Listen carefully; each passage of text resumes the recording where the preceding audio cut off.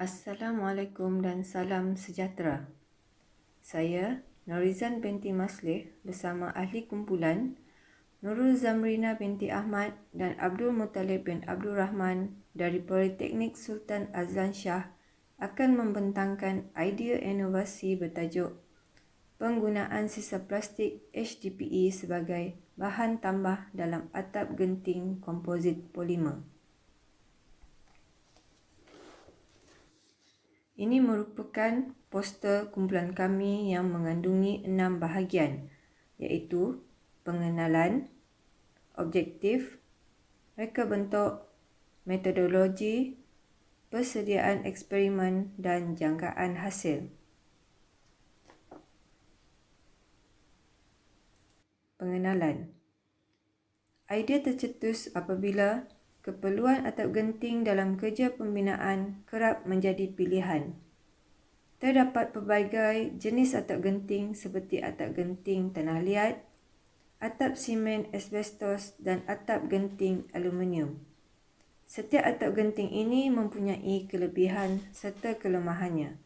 Maka, atap genting konvensional ini telah diganti secara beransur-ansur untuk menangani masalah-masalah seperti kos yang tinggi, jisimnya yang berat dan tidak dilupakan juga dari aspek kesihatan.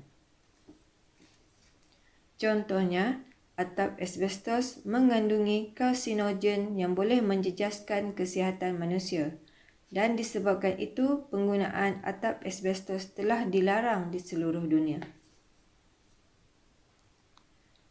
Seterusnya, pada masa kini, banyak aktiviti pencemaran alam sekitar kerap berlaku di persekitaran kita. Antaranya adalah pembuangan plastik yang tidak terkawal kerana plastik adalah merupakan bahan asas yang sering kita gunakan. Menurut laporan kajian Karuniastuti 2013, pembuangan sisa plastik yang tidak terkawal juga memberi kesan yang bahaya kepada manusia. Oleh itu, bagi idea inovasi ini, kami menggunakan atap genting komposit polimer yang menggunakan sisa plastik sebagai bahan tambah kerana terdapat peningkatan kajian penyelidikan dan kemajuan dalam teknologi komposit polimer dan bahan kita semula. Penggunaan gentian bahan kita semula untuk mengukuhkan polimer adalah merupakan suatu amalan yang baik. Komposit polimer adalah sebatian yang terdiri daripada dua atau lebih elemen yang akhirnya membentuk sistem multi-komponen. Setiap elemen mempunyai identiti tersendiri dalam mengekalkan sifat-sifat fizikal dan kimianya walaupun disatukan ke komposit. Komponen polimer ini boleh memainkan peranan sama ada sebagai pengisi atau matriks dalam komposit. Manakala jenis plastik yang digunakan sebagai bahan tambah dalam idea inovasi ini adalah high density polyethylene atau singkatannya HDPE. HDPE adalah termoplastik yang dihasilkan daripada ethylena monomer. Menurut kepada kenyataan Menzer 2018, HDPE biasanya dikita semula dan mempunyai nombor 2 sebagai kod pengenalan resinnya. Ini disebabkan kerana sifatnya yang keras, kuat, tahan pada suhu yang tinggi dan rendah serta tahan lasak. Kami menetapkan dua objektif untuk menjayakan kajian ini. Objektif yang pertama ialah menentukan tahap kekuatan atap genting komposit polimer berdasarkan kandungan 10%, 20% dan 30% HDPE sebagai bahan tambah. Dan objektif yang kedua ialah menentukan perbandingan 10%, 20% dan 30% HDPE sebagai bahan tambah dalam pembuatan atap genting komposit polimer. Perkara seterusnya dalam kajian ini adalah proses mereka bentuk aliran pelaksanaan kajian. Bagi proses mereka bentuk, saiz acuan perlu ditetapkan. Acuan ini digunakan untuk proses pemampatan dan membentuk atap. Oleh itu, saiz acuan adalah berdasarkan kepada saiz jubin atap nominal yang mempunyai saiz tinggi dan lebar, iaitu 420 mm dan 322 mm. Manakala untuk reka bentuk bahan, peratusan bahan yang akan digunakan adalah: yang pertama, 80% resin polister, 10% plastik HDPE dan 10% bahan pelekat. Kedua, 70% resin polister, 20% plastik HDPE dan 10% bahan pelekat. Yang ketiga, 60% resin polister, 30% plastik HDPE dan 10% bahan pelekat. Metodologi. Beberapa turutan kaedah disenaraikan sebagai panduan untuk menghasilkan produk. Pertama, penyediaan bahan.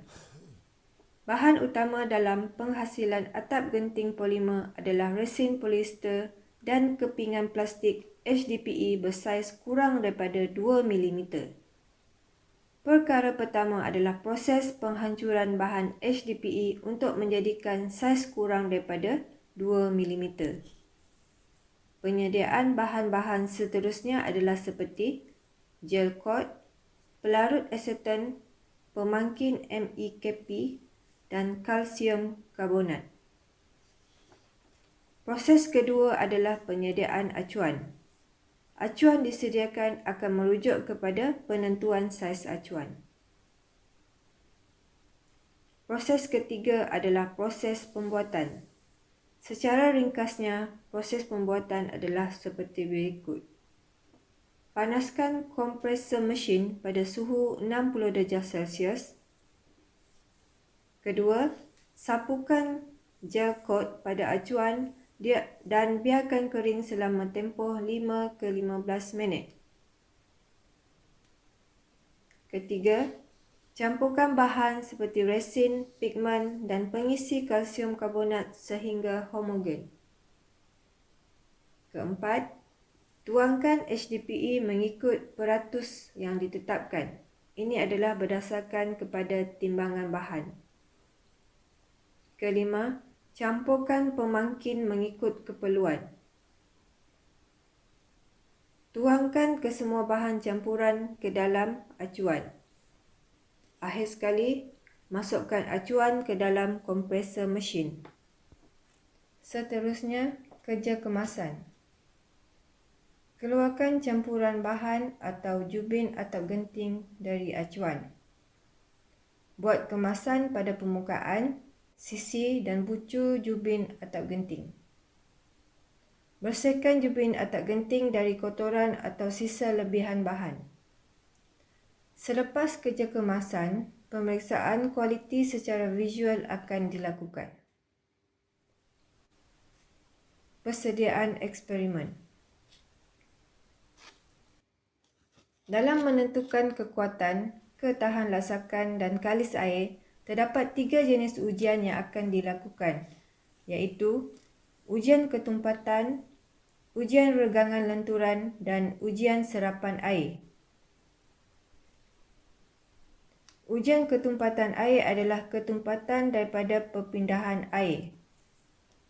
Ini kerana cecair seperti air boleh digunakan sebagai bahan dengan ketumpatan hanya kurang daripada 1 gram per centimeter cube.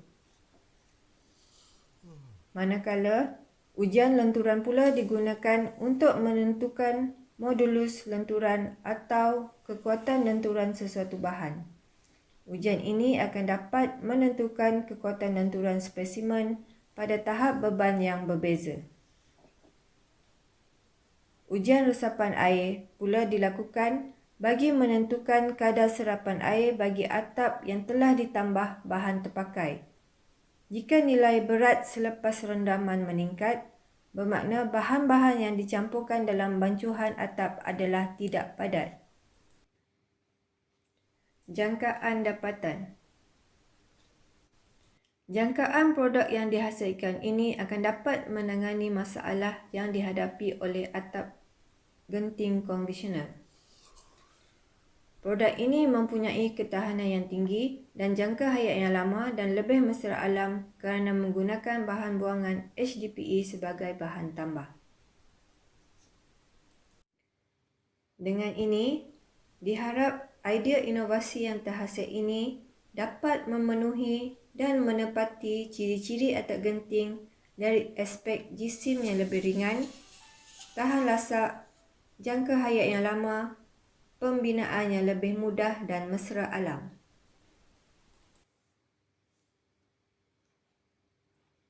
Terima kasih diucapkan kepada Academic International Dialogue Conference Malaysia kerana memberikan peluang dan ruang untuk kami membentangkan idea inovasi ini.